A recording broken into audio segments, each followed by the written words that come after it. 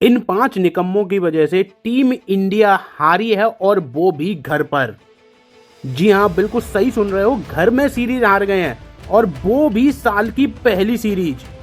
जी हाँ, ये न्यूजीलैंड के खिलाफ घर में सीरीज हार चुके हैं। ये वही न्यूजीलैंड है जिसने 2024 में टेस्ट में आपका हिंदुस्तान में आके सुपड़ा साफ किया था और 2026 की पहली सीरीज में भी आपका काम तमाम कर दिया है। मैं आपको इस सीरीज के 5 गुनहगार को बताऊंगा, लेकिन सबसे बड़ा जो पहला नंबर आता है, मतलब इस 5 में से भी अगर नंबर 1 पे आप करोगे ना, तो वो भी निकल कर आता है गौतम गंभीर। जब से ये कोच बने हैं टीम इंडिया के, तब से इंडिया की हालत ऐसी खराब हुई है ना कि अच्छे अच्छे प्लेयर का स्टैट्स बिल्कुल खराब हो गया है। अच्छे अच्छे प्लेयर्स ने परफॉर्म करना बंद कर दिया है। तो सबसे पहले तो आप लोग मुझे कमेंट बताइए, क्या गौतम गंभीर को अब ये कोच के पद से हट जाना चाहिए या अभी भी इन्हें 2027 के वर्ल्ड कप तक टिके रहना है? क्योंकि अगर आप एक चीज देखोगे तो जब से गौतम गंभीर इंडिया के कोच बने हैं ना, हम ये तीसरी ओडीआई सीरीज आ रहे हैं। एक श्रीलंका में जाकर हारे थे, श्रीलंका के घर में गए थे और वहां सीरीज हार कर आए थे।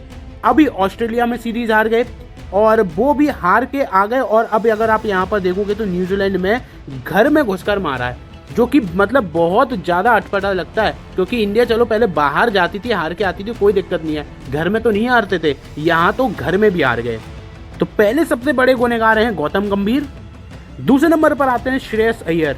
इनको अच्छे खासे मौके तो दिए जाते हैं, प्लेयर भी अच्छे हैं, लेकिन क्या गौतम गंभीर की ये कोच के अगर ओवरऑल सिनेरियो में देखोगे, इनका परफॉर्मेंस भी खराब होता चला जा रहा है।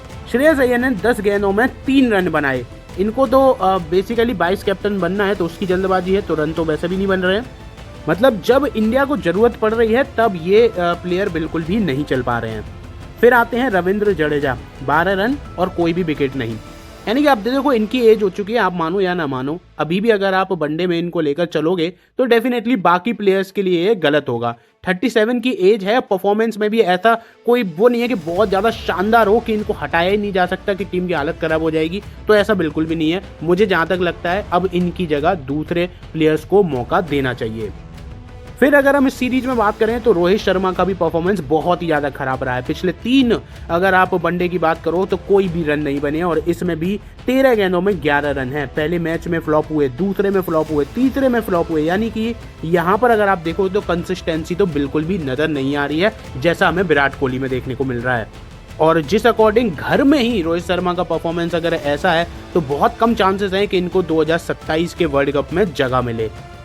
अब देखो इन्हीं की वजह से ऋतुराज गायकवाड़ बाहर बैठे हैं, जिन्होंने पिछली पारी में एक बेहतरीन पारी खेली थी। अभिषेक शर्मा का तो कोई भी नंबर है ही नहीं वनडे में अभी तक, जबकि ट्राई तो करना ही चाहिए। लेकिन अगर आप यहाँ पर देखो तो कॉन्टिन्यूसली रोहित शर्मा को खिलाते जाओगे तो फिर आने वाले टाइम में टीम के लिए भी दिक्कत हो सकती है। और लास्ट नंबर आता है कुलदीप यादव का। इनका तो मुझे कुछ समझ ही नहीं आ रहा कि क्या ही मुहिम चलती है कि विराट के खत्म होते ही यहाँ पर इनका भी करियर खत्म हो गया। यानी कि जब से वो कैप्टन हटे हैं वैसे ही इनका करियर भी खत्म। रवि शास्त्री ने खत्म किया, पहले बोलते थे तो अब विराट कप्तान नहीं है, तो अब रवि शास्त्री कोच भी नहीं है। राहुल द्रविड़ और रोहित ने भी इनको रोहित की कप्तानी में भी ज़्यादा नहीं खिलाया गया, लेकिन अब तो खिलाने को काफ़ी मौका मिल रहा है। लेकिन फिर भी अगर आप देखो तो 6 ओवर में 48 रन, कोई विकेट नहीं। तो भाई साहब यहाँ पर जब इंडिया की पिचेस पर ही आपको विकेट नहीं मिल रहे तो बाहर जाके क्या होगा, वहाँ तो फास्टर्स ही काम आते हैं। इससे अच्छा तो मेरे ख्याल से वरुण चक्रवर्ती को मौका देना चाहिए। कम से कम थोड़ा ज़्यादा खिलाओगे तो उनको भी अंदर परफेक्शनिस्ट आएगा और सिनेरियो क्रिएट हो जाएंगे। लेकिन अगर आप एक ही खिलाड़ी को कॉन्टिन्यूसली लेते रहोगे, चाहे वो परफॉर्मेंस दे रहा है या फिर नहीं दे रहा है, तो फिर मेरे ख्याल से आने वाले टाइम में जो बड़ी बड़ी ट्रॉफीज़ है ना, वो शायद अब इंडिया को मिले। बाकी आप लोग मुझे अपने कमेंट में ओपिनियन जरूर बताइए कि इंडिया घर पर सीरीज हार गई है, वो भी न्यूजीलैंड से, और बहुत ही रेयरली ऐसा होता है, लेकिन बहुत ही शर्मनाक भी है। कमेंट में अपने ओपिनियंस आप जरूर दीजिएगा।